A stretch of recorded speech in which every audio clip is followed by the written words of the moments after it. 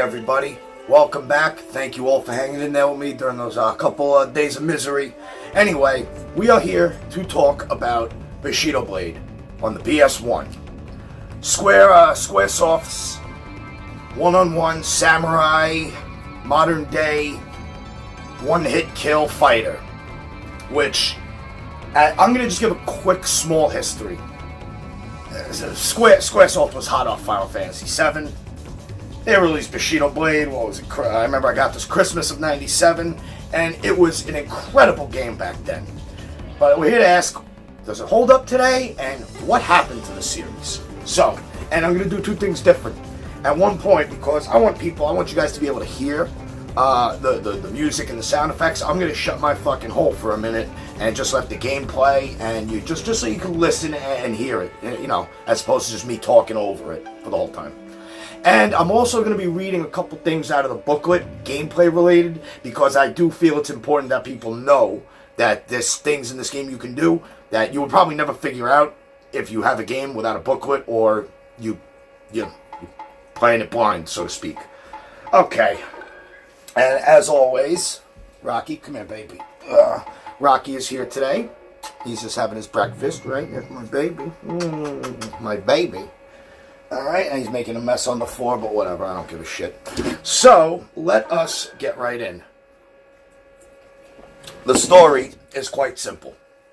It takes place in the modern day. There's 6 characters.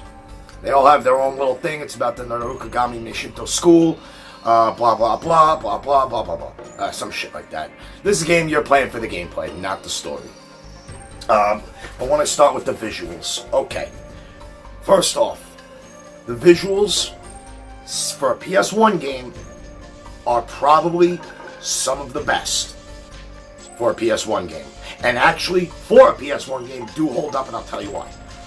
The character models, despite having a little blockiness to them, they don't have any of that polygon flicker, that polygon warping, because of the PlayStation didn't have the Z buffer or whatever the fuck it was. You don't see a lot of it. The camera is positioned is perfectly to track if you're running away and zooming out to see the field, and staying in close and keeping it intimate. On top of there is a first-person mode too, but we'll get to that. I want to just say though, the game has wonderful lighting effects. It has some cool environmental effects, cutting down bamboo trees, snow falling. For an example, kicking dirt in somebody's eye. It's actually the animation. It's well animated, the game. The sword play. It's a very good looking PS1 game. And the lighting effects, actually the second game took everything visually to another level. But I do want to say the game is well animated. The characters look good. The texturing is good. A little bit, sometimes you'll see some clipping here and there with certain things in the environment, but that's only so you can see your character. Okay, alright, okay, baby, alright. In the visual end, I do want to say, there are a couple of hiccups, and not with frame rate, not with the animation, just with some unnatural looking, I don't even know how to put it. Some of the lighting effects related to attacking sort of pull the realism away. For example, when blades hit, and it's a neutral hit, it's a white spark. When you hit an enemy and do severe damage and probably kill them, it's a red spark. And then the blood. Orange is a wound. Green is a neutral, is a guard.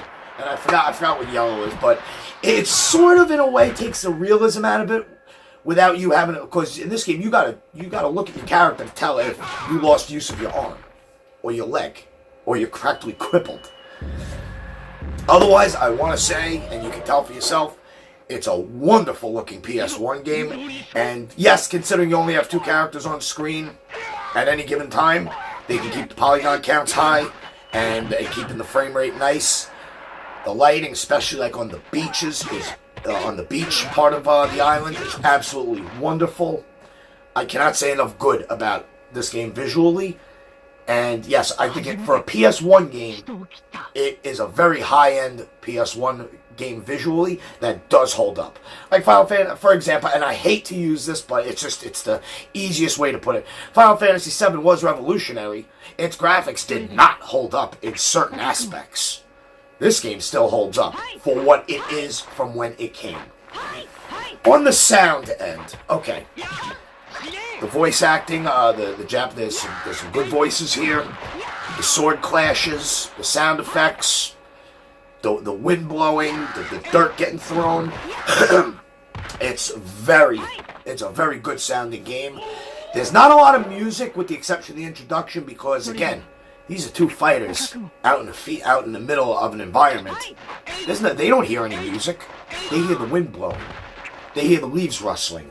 They hear each other's footsteps. And that's what you're going to hear a lot of. Footsteps, sword clangs, and environment and ambiance. That's it. The introductory song, music in the full motion video in the beginning is pretty cool, but that's about it. So I'm just going to let you guys just hear that for a few seconds.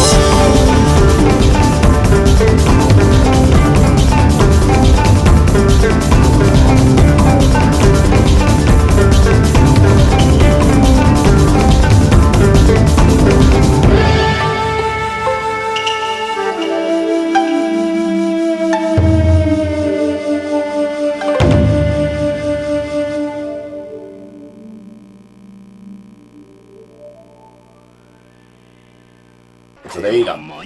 Okay, so sound-wise, again, not a lot of music, but what's there is quality. The footsteps, the running, the characters, their breathing, their emotions, their animations. You hear it all. It's for what it is. It does what it has to do, and you cannot argue that. Now, on the gameplay end, okay. This was a revolutionary type of game in its time because we never played a game where one hit could end the battle and done. That was something totally out of left field. Nobody saw this game coming like that, you know? And I do want to just make a correction because I'm looking at the back of the booklet. I don't remember if it came out before or after Final Fantasy VII. I don't remember. All I know is it came out the same year, and I got this for Christmas. But I got Final Fantasy on its launch day, so just putting that out of the side. The controls in this game, it is not a button masher. You will not get away with mashing buttons. It may feel very rigid even today, but when you learned the game and you understood the mechanics, it all felt very natural in the way your fingers danced across. Actually, for certain things, having to use 3 shoulder buttons for an action. The characters, there's 6 characters, their weights, there's 2 light, 2 medium, and 2 heavy. All those characters have a choice of 8 different weapons, which you can actually see on the front here. For example, saber, broadsword, katana, naginata, rapier, sledgehammer, etc., etc. Certain characters are made to use certain weapons, and in the booklet will show their special moves based on their high, medium, or low stance with their natural weapon. You are not locked to using any character with any particular weapon.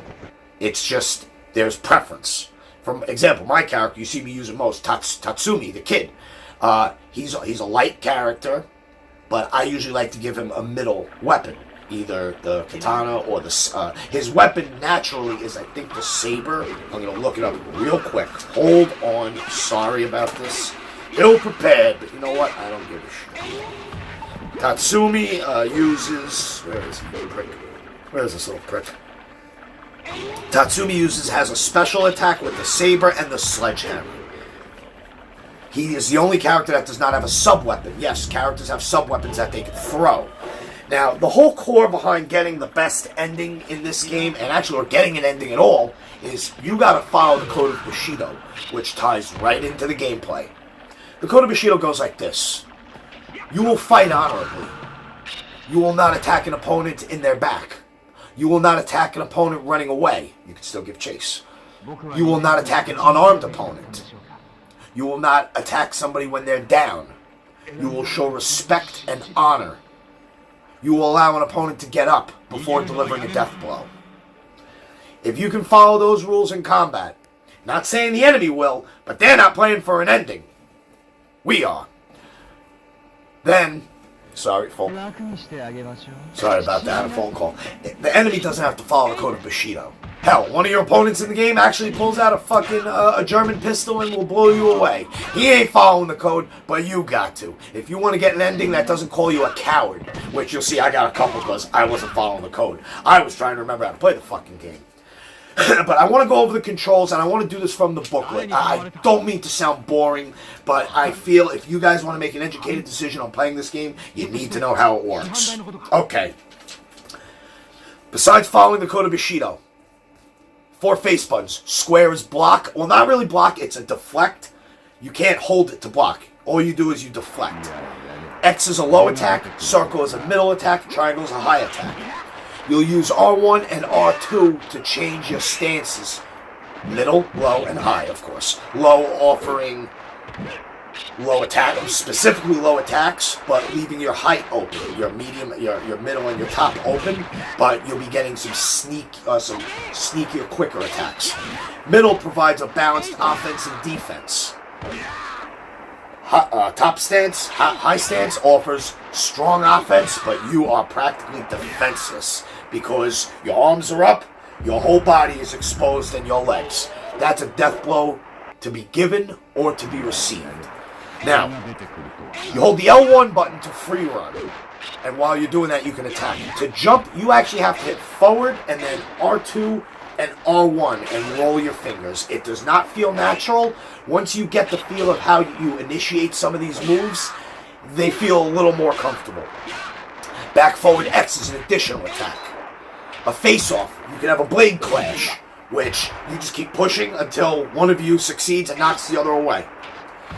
The defense break is basically a parry. You hit square right when an attack is about to hit you, and you parry it. Diving. You can literally, if your legs are damaged and you can't stand, you can hit R2 and you can take a dive. Rising attack, blah, blah. Okay, I don't mean to sound boring, but you guys gotta know this. Throwing your sub-weapon, you hit forward and circle. Forward in R2, if there is dirt or snow or sand on the ground, you can throw it in your opponent's eyes. It's dishonorable, but it can save your life and buy you a second to get some distance. Alright? You can even surrender by hitting the select button. If the character will then sit and honorably allow their opponent to behead them. I don't remember actually seeing any dismemberment in the game. Alright. So, then there's crouching steps, jump, sub-weapon, blinding your opponent, major attacks, climbing to upper levels. You can run. You're not just confined to one area, and you'll see in the gameplay. I did run just to show you guys how you can go to another area with only a minimal 4 or 5 seconds of loading. The environments are expansive. They are pretty big. You gain nothing by going to any other area except just another place to fight and maybe get some high ground and, cover your ass. I do want to say, alright, okay. Then you have all 6 characters with different weights and throw in with different weapons. You have a cornucopia of different play styles here. One-on-one against the computer, believe me, they're not stupid. The computer in this game will kill you. It's fair though. I cannot say the computer actually fights unfair, except the character Katsei, who will shoot you. But that's it. You will find a character that suits your style. You will find a weapon that suits your style. You have 6 characters with 8 different weapons to choose from. You can play, you got story mode here. You have versus mode. You have point of view, which is a first-person mode, where any actions on the controller, if it requires you to push left or right, it then becomes down and back. So if you want to move forward, you push up. Which, logically, yes, it makes sense. The game does not support twin stick. Alright? So you're using the pad here. I want to say, I didn't mean to bore you guys, but let me tell you, this game was immensely fun back in the day, because there was nothing like it.